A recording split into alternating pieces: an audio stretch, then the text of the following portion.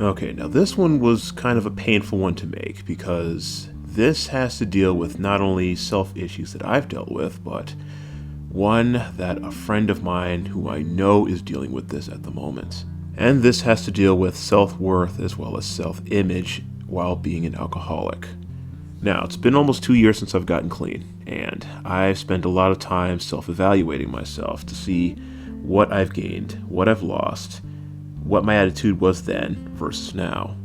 Now, what I'm about to mention is probably going to come off as common sense, but I think that something like this needs to be expanded on a bit more, especially in regards to a certain someone who I care immensely about. And this is in regards to understanding your feelings of self-worth, aka self-esteem. So if you see my last boozing and losing video, then you know exactly who this is. You've heard him talk about how much he values being drunk, because he believes it was easier to live while you're drunk. And in that moment, he was beginning to lose himself. And without getting into his life story, it seems to me that he struggles with self-worth and self-esteem. And frankly, this is largely a message to him more than anyone, because I'm really hoping that he hears this someday. Honestly, I don't know what's going on with him because I haven't heard from him in over a month. So I've had a rather lengthy conversation with another person who knows him in real life, and we both wanted to deliver this message to him. But before we even get into that, we're going to go over this article by alcoholrehabguide.org. And the title is Alcohol and Self-Esteem. Alcohol and self-esteem have a mutually destructive relationship. As chemical depressant, alcohol can negatively impact one's mental state, especially if they suffer from an external disorder or factors that affect their self-esteem. Article continues. Alcohol and self-esteem mutually impact one another. Alcohol use can temporarily raise or lower self-esteem, but it typically creates lower self-esteem in the long term. Low or high self-esteem can be a contributing factor to alcohol abuse and dependence, but an appropriate level of self-esteem is a powerful tool in the battle against alcoholism. What is self-esteem? Self-esteem is how a person views his or herself. Very often, this idea we have of ourselves is at least partially the result of others' opinions. It's our self-esteem that determines how we process those opinions and give us our sense of self-worth. Now, I'm not going to read the entire thing because people have different views on what self-esteem is or whether it's a thing or whether it isn't. But the main thing I'm just trying to get across is this. Things that tend to impact your self-esteem, or should I say how you view yourself, are your thoughts and your perceptions, how other people react to you, experiences at home, school, work, and in the community, illness, disability, or injury, age, role and status in society, media messages, exercise or level of physical activity, substance use, and personality disorders. Now, one thing that isn't listed here, and my housemate actually brought this up to me, is that sometimes belief in a higher power can also affect that. Whether it's a god or whatever you may believe in, or whatever you don't believe in. But moving forward, next we're going to focus on the part involving filling the void with low self-esteem and alcohol. But before I read this segment, I actually want to say this before I forget. Now, you cannot fill a perpetual void. And what I mean by that is that if you are creating your own void and making it bigger and bigger and bigger, there's nothing you can do to fill that on your own. And trying to fill that void with alcohol isn't going to work because your body can only handle so much. Your brain, your liver, and other parts of your body that are affected by the alcohol can only handle so much either. So, if you have a perpetual void of some sort, you gotta fill it with something else. I don't care what it is. I don't care if it's Jesus, the Holy Ghost, and so on. Because feeding it with alcohol is just gonna kill you. Now, back to the article. People who battle with low self-esteem hold themselves with little regard. They don't believe that their thoughts or opinions hold as much value as others, and that they won't have the same level of success as those close to them. Low self-esteem can be an issue in its own right, or it can be the result of a number of different personality disorders, such as borderline personality disorder. Anyone who suffers with a disorder that makes them feel like an outsider may experience lower self-esteem as a result. This also makes them more likely to turn to alcohol as a misguided way of quote-unquote self-medication. As a depressant, alcohol works to dull their mind and stop them from obsessing over things that they don't like about themselves. As with any disorder, however, using alcohol as a means of self-medication can cause an addiction faster. Continuing, fluctuations in self-esteem from alcoholism. Though it's often overlooked due to it being legal, alcohol is a mind-altering substance. This means it can change the way the brain functions and perceives the world around it. As a result, alcohol can also damage someone's self-esteem. Drastic changes in self-esteem, either raising or lowering it, can hasten the development of dependency on alcohol. Alcohol is widely used as a crutch for those suffering from self-esteem issues, whether as a false means of increased self-esteem or just to push the nagging voice out of their mind. Using alcohol in this way, however, is the first step towards dependency and addiction. Now, that last bit is something I know by direct experience because I used to drink to boost my self-esteem, because it made me feel as if I didn't have a care in the world. As I rolled on the floor laughing like a hyena, I thought everything was just wonderful. Until I woke up with a hangover and craving more booze the next day. So the last part, treatment for alcohol and self-esteem issues. If one's already fallen victim to alcoholism and requires treatment, that doesn't make the issues of self-esteem secondary. Recognition of the underlying issues that damage self-esteem can be the first step to a better life. Otherwise, it is likely for the individual to relapse. Any issues that deal with someone's self-esteem should be considered at the initial assessment. Dealing with how the afflicted sees themselves is an invaluable step on the road to recovery. Battles with self-esteem can begin at a young age, and with the stigma that comes with mental health, many are hesitant to even talk about it. Know that you are not alone. You or someone you know suffer from alcoholism. Issues with self-esteem could be a substantial factor. Only looking at the addiction can be setting yourself or your loved one up for relapse. If you don't know what to do about your issues with control and self-esteem, or even where to start, try reaching out to a dedicated treatment provider. They are here as your first step towards a new life of sobriety. Now, before I get into the conversation that me and a friend had, I think it's important to note that it is still important to tell people the truth about their addictions, and sometimes you have to put those truths bluntly, because the truth hurts, but it will make you free. But also knowing how to esteem someone who is addicted is also just as important, I find, including yourself. Now, ultimately, I can't change your self-perception of who you are or what you are worth to whomever, but I hope that this conversation will esteem you and build you up and not tear you down, because that is my ultimate goal. Now, this, and I really hope that one day he hears this. This is for my favorite Romanian, also known as GTE. I'm here today with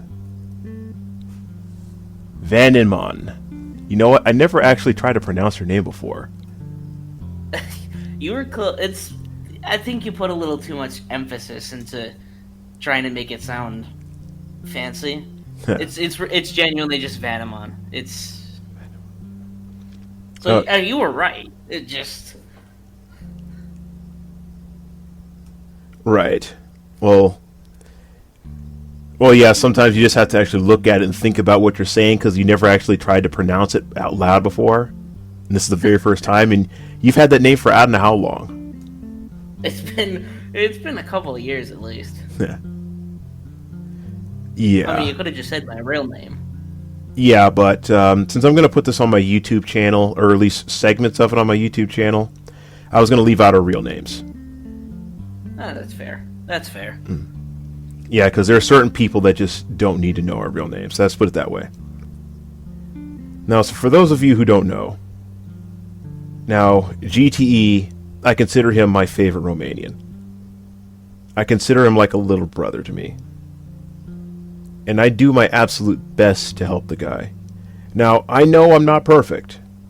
I know that I probably could have made some better decisions, and I probably could have done things, or executed things a bit better. But I did my best. And I didn't just flat out give up on him. Sometimes I wanted to. But how could I call him my favorite Romanian if I just didn't?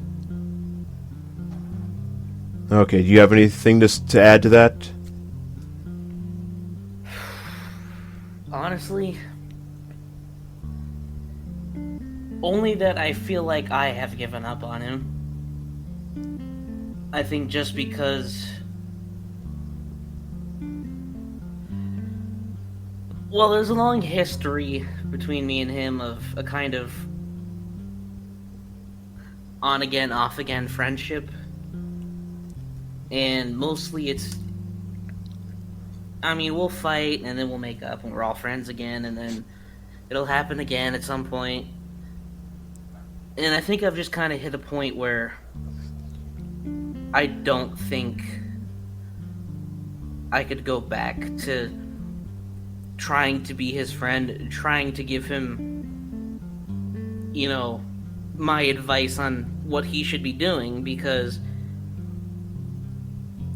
from, you know, what we both have told him over the past few years, he's just completely ignored it.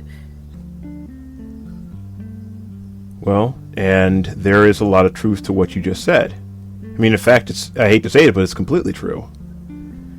But my mentality is that I would never just slam the door right in his face. Although there does come a time where you have to say, okay, now the only thing that I can do for you now is either take you to rehab, AA, or whatever it takes for you to get help. Now, I live with a few drug addicts and former drug addicts. I mean, well, no, not current drug addicts, just former drug addicts, I'm sorry. Now, one of them, this guy, he did all kinds of drugs. And this guy was tripping balls on all kinds of stuff. I don't know if he was alcoholic or not, but he told me that he didn't get clean until his mom said, the only thing I can do for you now is take you to rehab. So what his mom did was take him in her car and drop him off at rehab. And then he realized that if I don't get help, then I'm going to be dead. Now, I was telling him the same thing. Now, I told him, because there's a certain place that he was trying to get into. Of course, here it's called...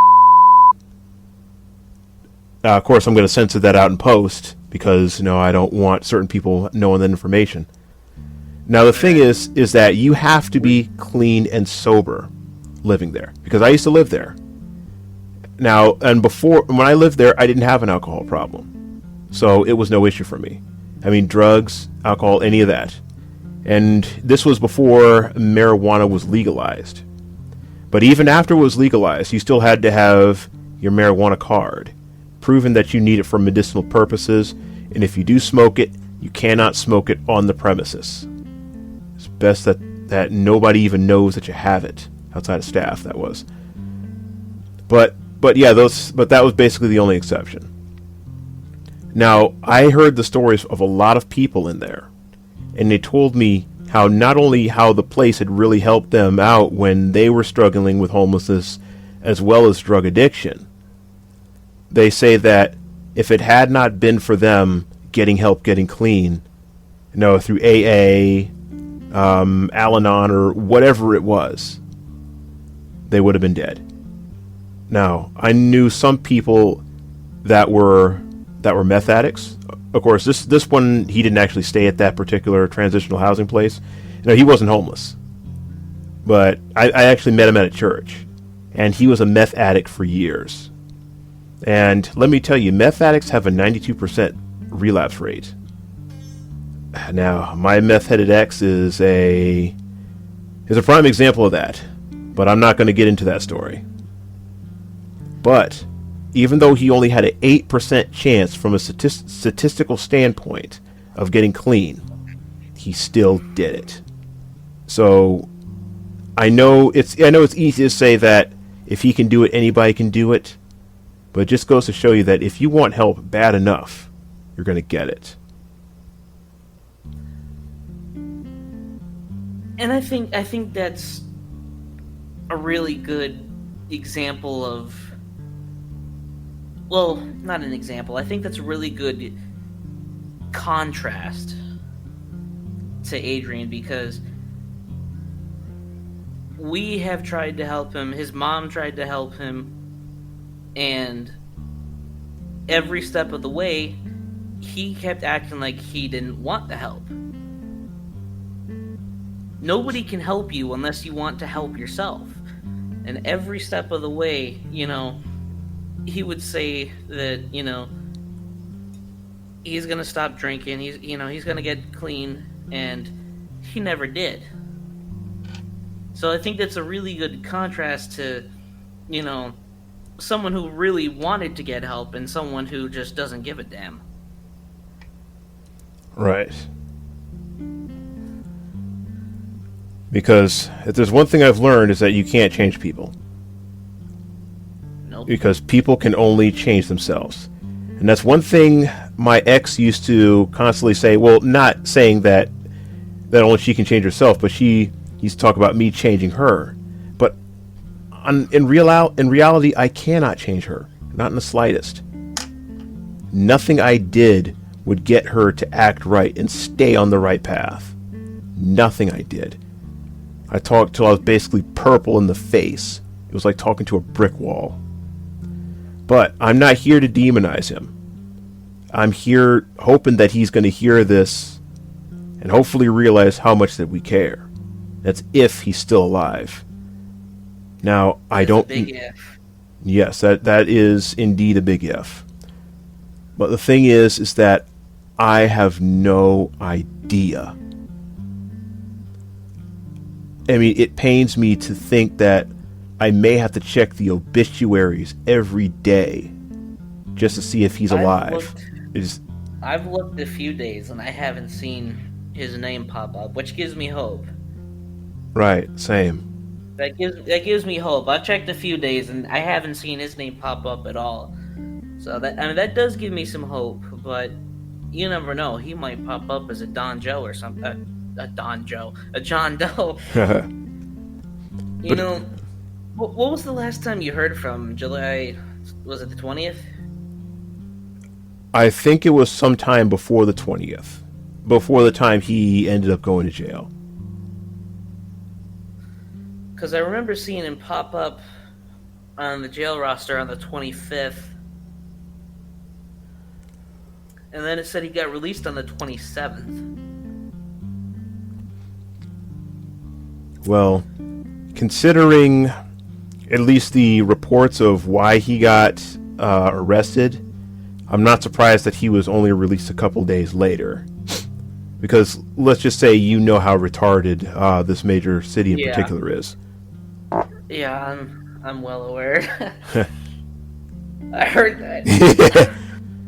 He hasn't been heard from in, I think it's over a month now. Oh, almost a month.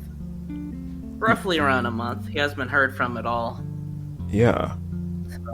So who knows what happened to him? So he's got no service on his phone. I'm considering that he hasn't been on Discord. I don't even know if he has even tried to hop on Discord via Wi-Fi or whatever. Maybe he hasn't bothered. Maybe his phone... It's possible his phone might have gotten stolen.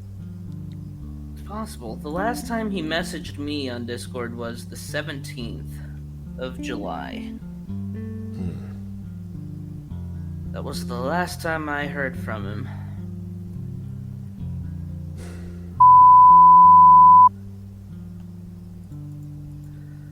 So, I mean, considering what you told me about what had happened, I mean, as much as I hate to admit it, it is highly likely that he's not even still alive. Well, all I can say is that I sincerely hope that is not the case. As do I. But also back to what we were talking about earlier when it came to addiction stuff. Now, I'm pretty sure I told you this before, but he told me that he went to the doctor once, and he said that the doctor told him that he has alcohol-related brain damage now because he's been drinking too much. He did tell me that one. Okay. So yeah, that's how you know that you're seriously addicted. To the point where you're killing yourself, and yet you still do it because you just want to numb that pain, even though what you're drinking is causing you more pain than you can imagine. Now, I've been here before. I've been drunk every night for 5 nights in a row. Although I've never done what he has done, which is get drunk for 4 days straight. Now that can kill you. Especially when you're drinking cheap wine, which has sulfites in it. That'll make you feel even worse. I'll never forget. He hit the point where he was trying to protect those bottles of booze like his child. Yep. My words, almost exactly.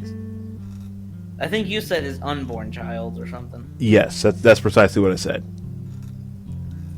But it's, and he even admitted that he'd be okay with sitting under a bridge drinking it. You gotta hit a point where you realize that you're screwing up. Right. And also... Go ahead. I think with not only your experiences that you had shared with him to try to deter him from going down that path, which unfortunately didn't work for him, but, what we both told him so many times, if he would just get his act together and get programming, he could have had a job. Right. And he could have been making good money from programming, because he was a decent programmer. He was better than me. He was better than... I wouldn't say that anymore, but I mean, at the time, he was better than me. He was a better programmer than I was. Yeah, and that goes to show... Oh, go ahead, finish. I mean, I can't tell you how many times I genuinely thought about just giving up on programming, because I felt like I wasn't good enough. I felt like I wasn't really getting anywhere with it. And it was you who kept me going all this time. Well, I'm actually And I wanted to... Go ahead. We keep kind of talking over each other here. Yeah, sorry, go ahead.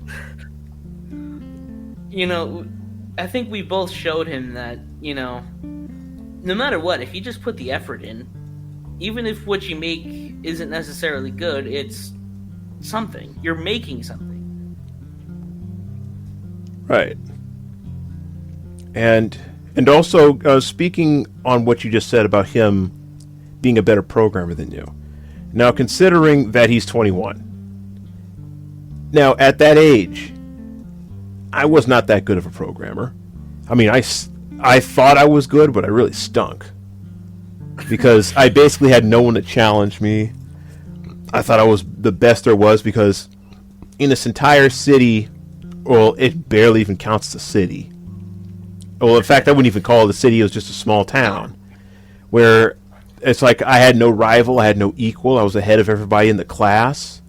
And I thought, yeah, I'm a pretty darn good programmer. And then I started to meet a lot of the people that have been doing this for so many years. And me, I just only been doing this like my last few years of high school, because I didn't even know what C++ was until I was just a few months away from 18. So, I mean, I really wish that I would have had the start that he had, because I didn't know where to start. Well, I mean, I had the internet, but I can't really say this or say that I didn't have what he had, but I was too immature and too busy just looking up Dragon Ball Z's related stuff on the internet because I was bored and I just wanted to escape from the reality I hated so much that I never thought to actually type in how to make my own video games and then learn the language required, learn C, C++, learn Direct3D, because I got my first personal computer in Christmas of 99. I could have learned Direct3D 7, learned some C++, and made something really basic, and then by the time I was out of high school, had like a basic portfolio. I could have had that. But that's when I was immature. But I say this because now that I'm just a few years away from 40, all that time that I learned a lot of things of what to do and what not to do. And that's the kind of things that I want to pass down to him, pass on to you, and even pass on to Bagel.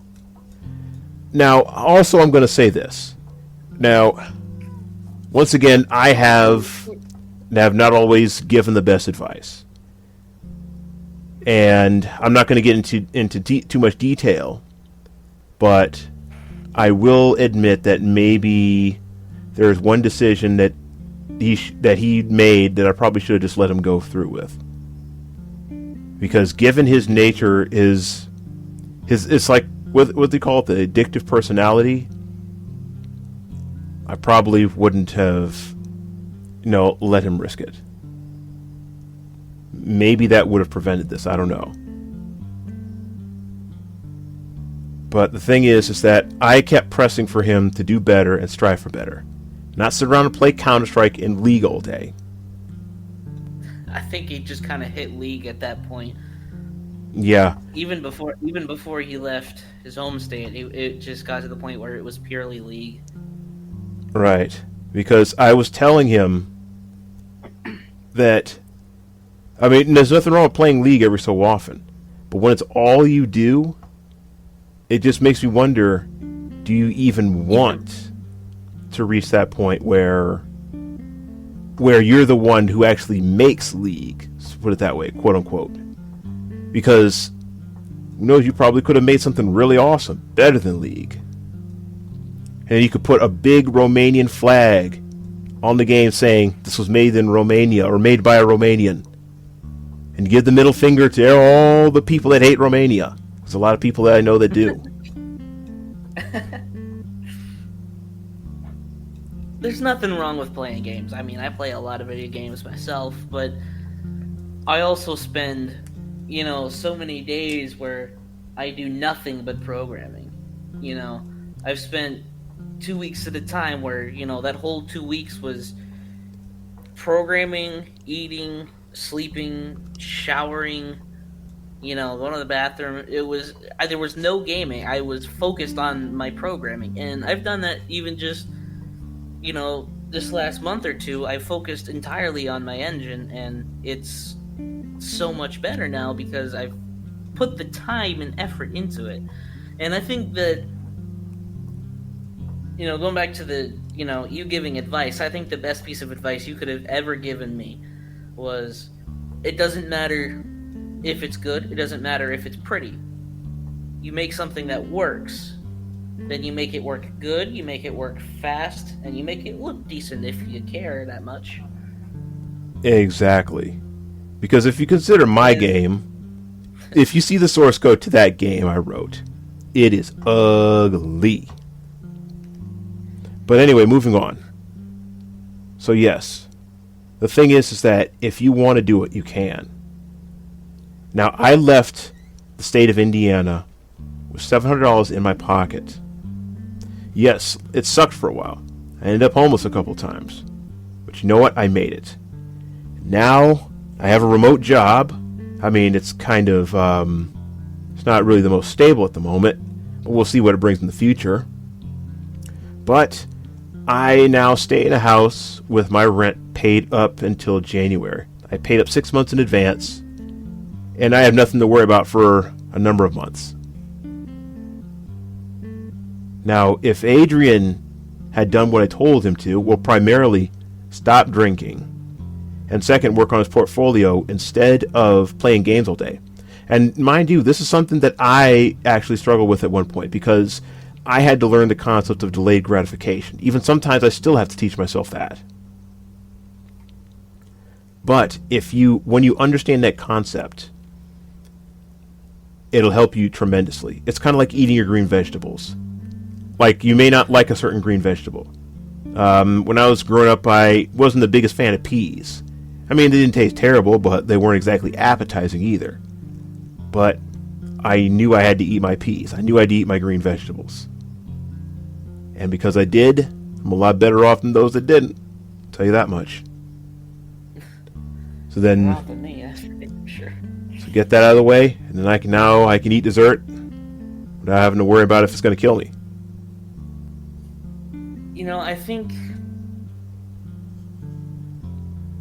the worst part of it, of everything that's happened, I think probably the worst part of it all is that right now we don't know whether or not he's alive.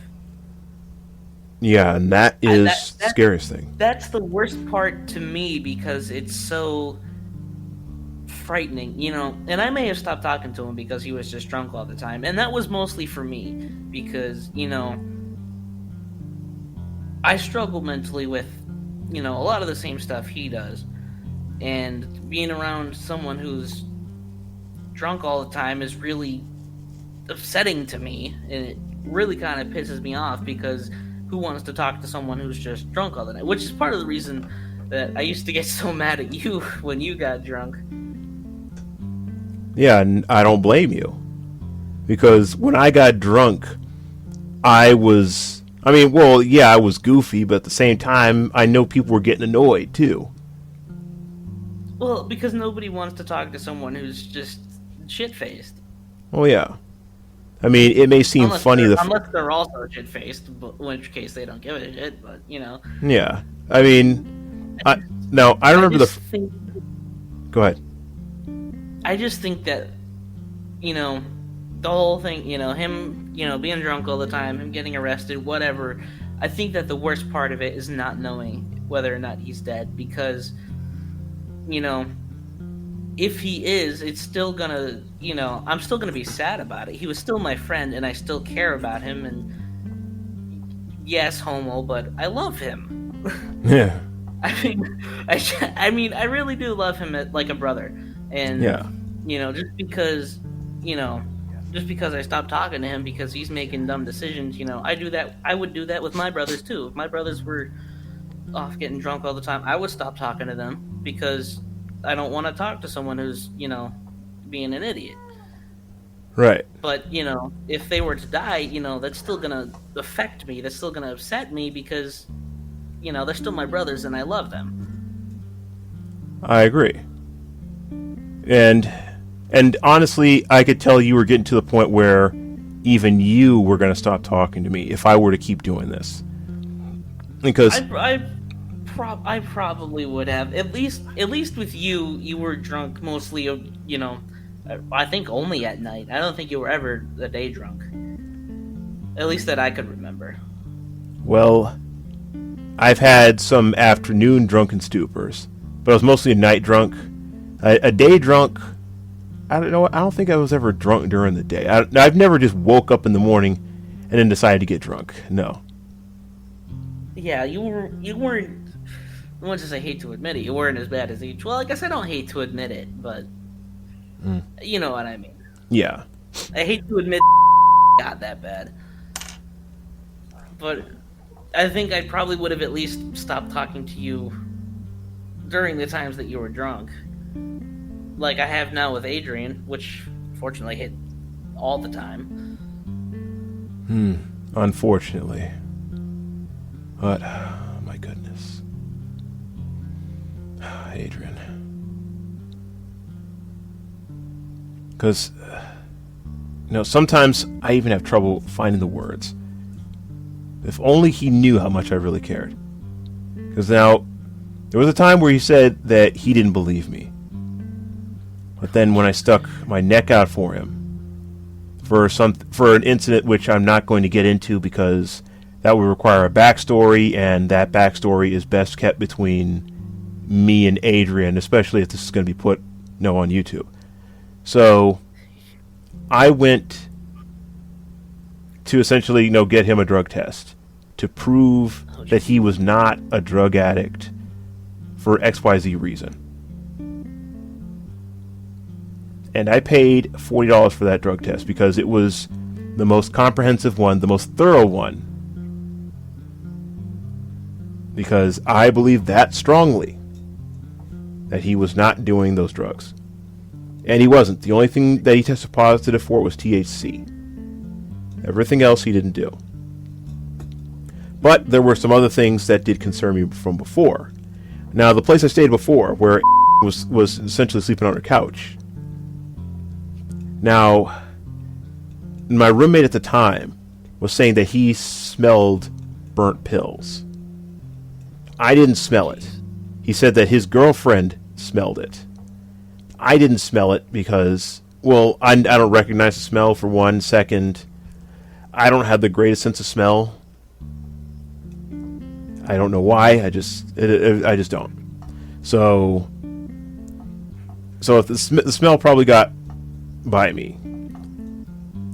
So I also found out, and actually admitted this to me, and that is he spent all the money, the majority of it, that is, the vast majority of it, the vast majority of the money he made when he was working at that food truck job on weed, booze, and stuff like that.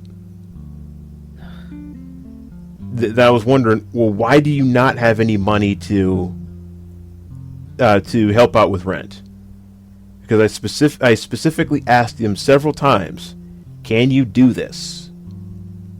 Because what you bring in and what little amount that you give us is going to help us tremendously. Because at the time my roommate broke his wrist, he couldn't work. I got laid off. And what he had, it could have helped us tremendously. But he didn't. The booze and the alcohol, the booze and the weed was more important to him. Now, once again, I'm just saying this.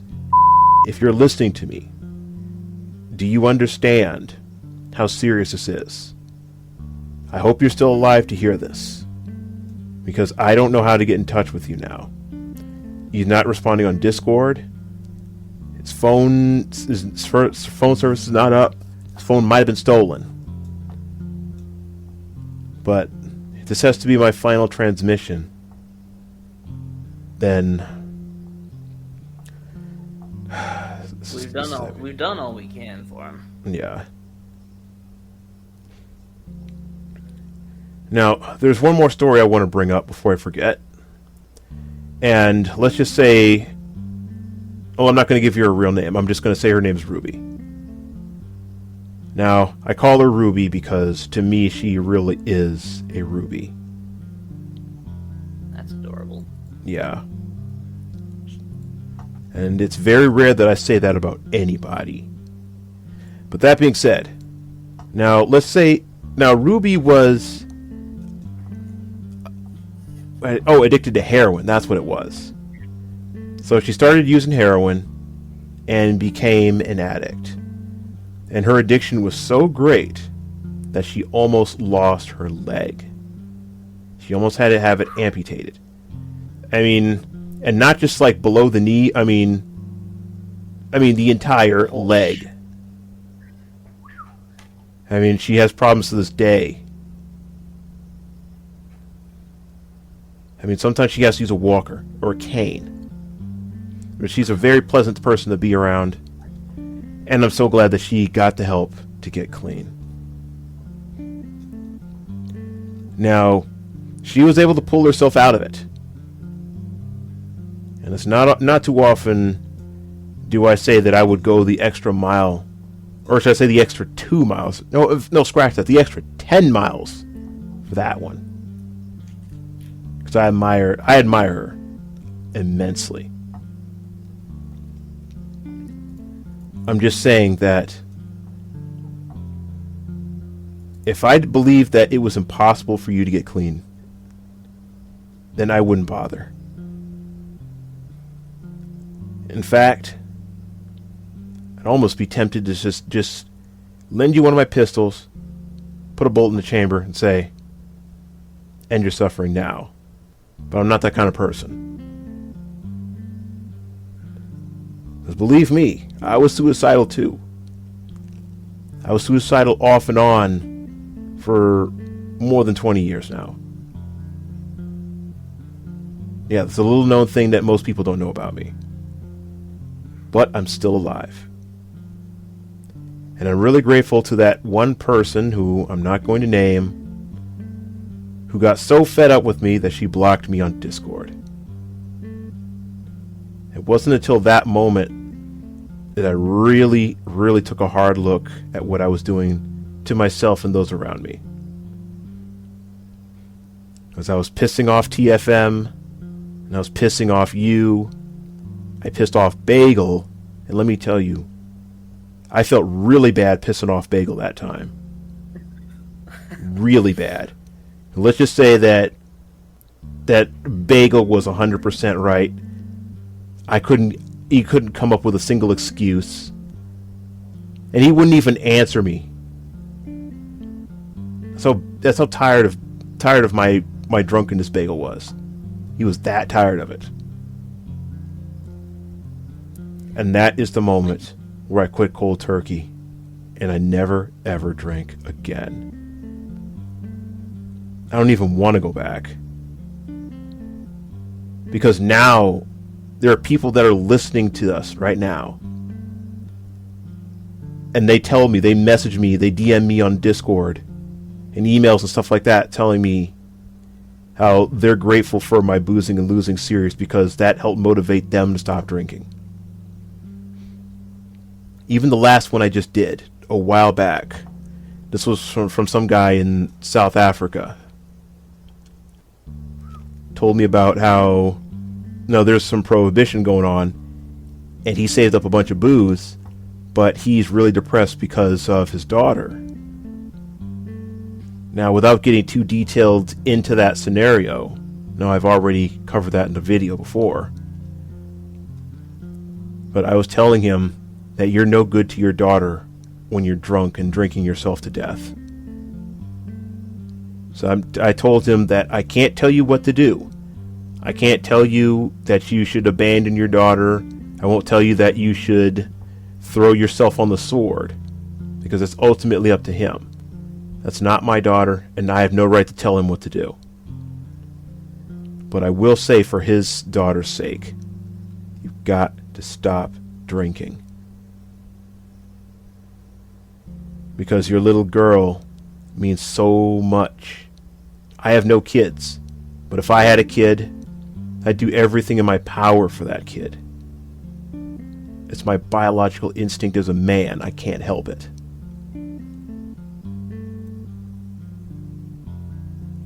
But if you can't value your own life, or even value those around you, then the road to recovery is going to be a lot harder, I find. First, you got to love yourself. I didn't always know how to do that, because I used to hate myself a lot. But now there's no one I love in this world more than me, myself, and I. I have no idea what the hell I can even add to that.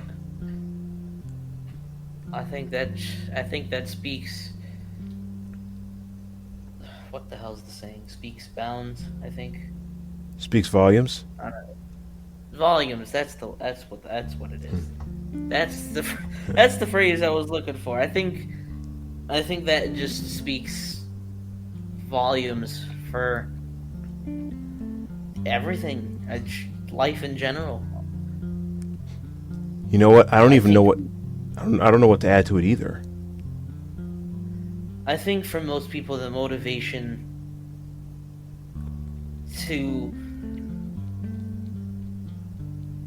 I don't know. I'll say this. I think for most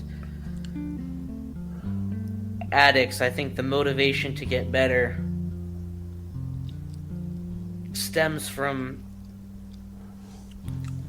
their human emotions concerning other people rather than themselves. I think that's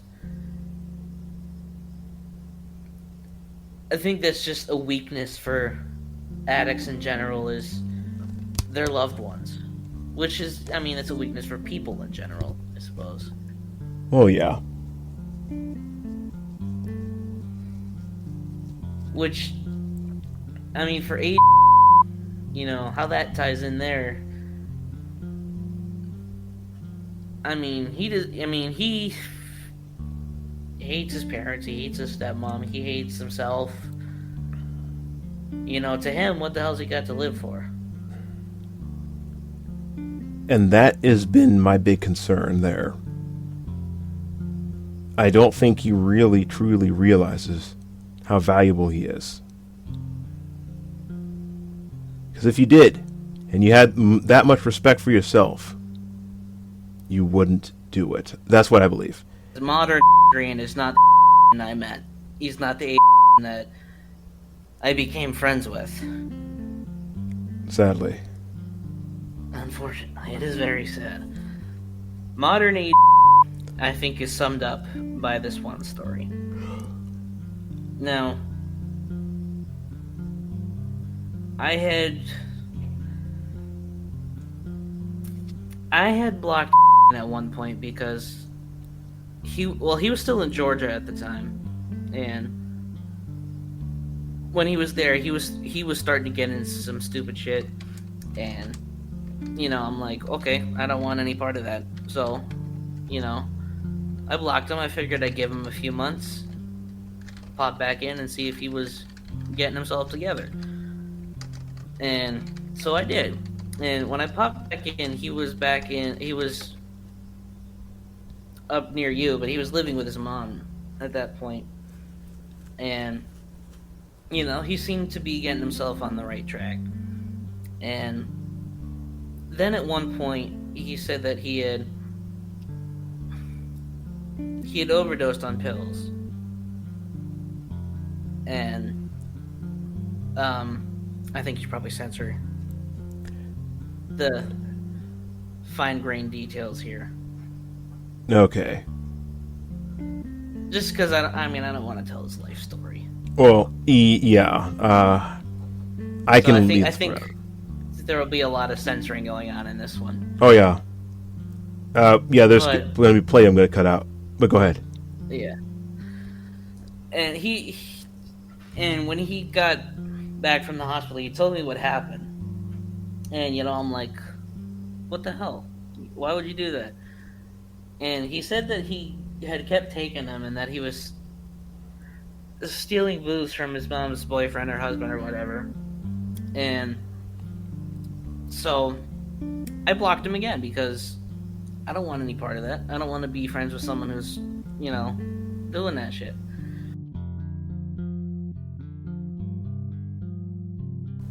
But, you know, the that I met, the that I became friends with, that would have never happened. None of that would have ever happened. So I think it's, you know,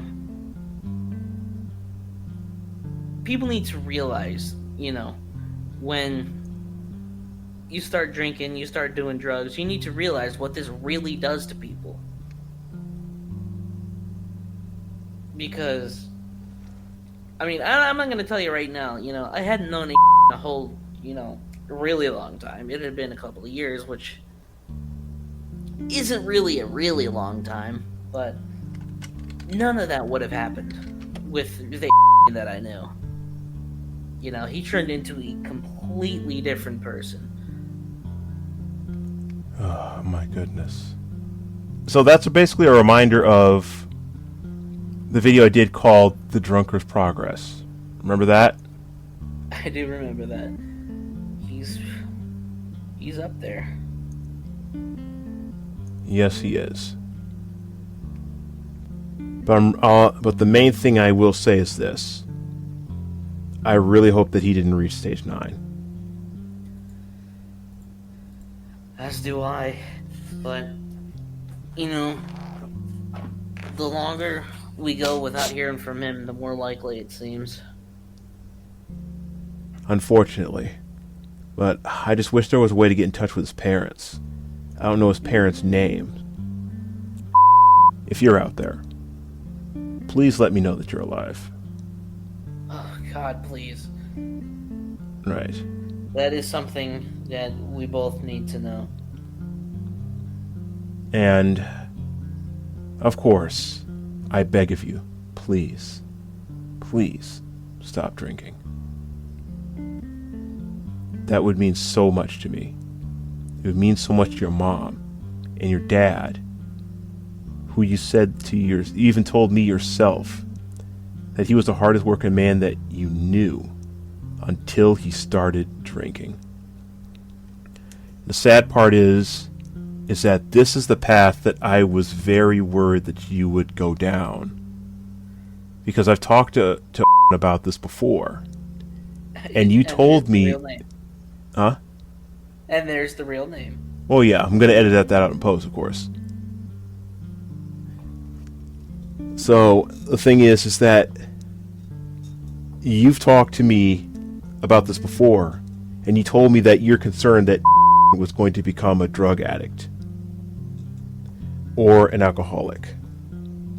Because we could see the writing on the wall early on. We both saw it. And I was doing my best to stop him from that. Because he was doing good for a while. He was going to AA, and he had stopped drinking for months. Until fairly recently he started drinking again. And then everything went into a complete tailspin. And then for the last few times I talked to him, every single day he was drunk. Every single time. He was even picking up packs of cigarettes on the street. That's bad. It is. That's how you know it's a problem. That is real bad. But the thing is that when you have a golden ticket, you take it seriously. As he had the golden ticket, like I told him, he had that golden ticket, just like in Willy Wonka the Chocolate Factory. He had so many golden tickets. Several, he had yes. So many opportunities to get his act together and succeed. And by now, he would be programming and making money from it. Yep. And frankly, I should be making money from my programming, but... So yeah, I don't have a lot else to say. Was there anything else that you wanted to say? I mean, honestly, no, I think we've covered it all. Yeah, I think that's about it. There is one thing I do want to add. If you're listening to this, if you're still alive to hear this, man, get your shit together, please. Please. If not for you, then for us, because your life does matter to us. You have so much potential to do great things, and you're wasting it all away on getting drunk. Yes. And getting high, too. That too. So, if you're still alive to hear this, and you do hear this, please just get it together. Because I've seen what you can do with programming, and it's better than what I used to be able to do. I mean, at this point, you might have to relearn a lot of things, but... Unfortunately, because I learned that when you give into this alcohol habit long enough, it's like you begin to lose part of yourself, part of your mind. Especially when you drink yourself to brain damage. Yep. So. You know.